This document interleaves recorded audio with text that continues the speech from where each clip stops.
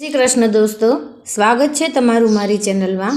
આજે આપણે બલરામ જયંતી શ્રી કૃષ્ણ ભગવાનના મોટા ભાઈના જન્મની તિથિ છે અને તેને લગતી એક આપણે વાર્તા લઈને આવ્યા છીએ। આજે શ્રી કૃષ્ણના મોટા ભાઈ બલરામની જયંતી છે। આ પર્વ કૃષિ ક્ષેત્રે સાથે જોડાયેલા લોકો માટે ખૂબ જ મહત્વપૂર્ણ છે। સાથે જ મહિલાઓ આ દિવસે છઠ માતા માટે વ્રત અને ઉપવાસ કરે છે। આ વ્રત સંતાન સુખ, સ્વાસ્થ્ય અને સારા જીવનની કામના માટે કરવામાં આવે છે। દર વર્ષે શ્રાવણ મહિનાના વદ પક્ષની છઠ તિથિએ બલરામ જયંતી ઉજવવામાં આવે છે। તેને હળ છઠ પણ કહેવામાં આવે છે। હળ છઠ પછી શ્રાવણ વદ આઠમના શુક્રવારે જન્માષ્ટમી ઉજવવામાં આવે છે।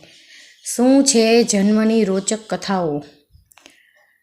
દ્વાપર યુગમાં આ તિથિએ ભગવાન વિષ્ણુના પ્રિય શેષનાગજીએ બલરામના સ્વરૂપમાં અવતાર લીધો હતો। પુરાણોમાં ભગવાન શેષનાગે દેવકીના ગર્ભમાં 7મા પુત્ર તરીકે પ્રવેશ કર્યો હતો। કંસ આ ગર્ભના બાળકને જન્મતાની સાથે જ મારી નાખવા માંગતો હતો। ત્યારે ભગવાન શ્રીહરિએ યોગ માયાને બોલાવીને કહ્યું કે તમે આ દેવકીનો ગર્ભ લઈ લો અને તેને રોહિણીના ગર્ભમાં મૂકો। આમ બલરામજીએ યશોદા મૈયા સાથે રહેતા વાસુદેવજીની પ્રથમ પત્ની રોહિણીના ગર્ભમાંથી જન્મ લીધો હતો। બલરામ હલ અને ખલને શસ્ત્ર સ્વરૂપમાં ધારણ કરતા હતા, જેના કારણે તેને હલધર પણ કહેવામાં આવે છે। બલરામની કંઈક ખાસ વાતો: બલરામ ગદાયુદ્ધમાં પારંગ હતા। ભીમ અને દુર્યોધન તેમના પ્રિય શિષ્ય હતા।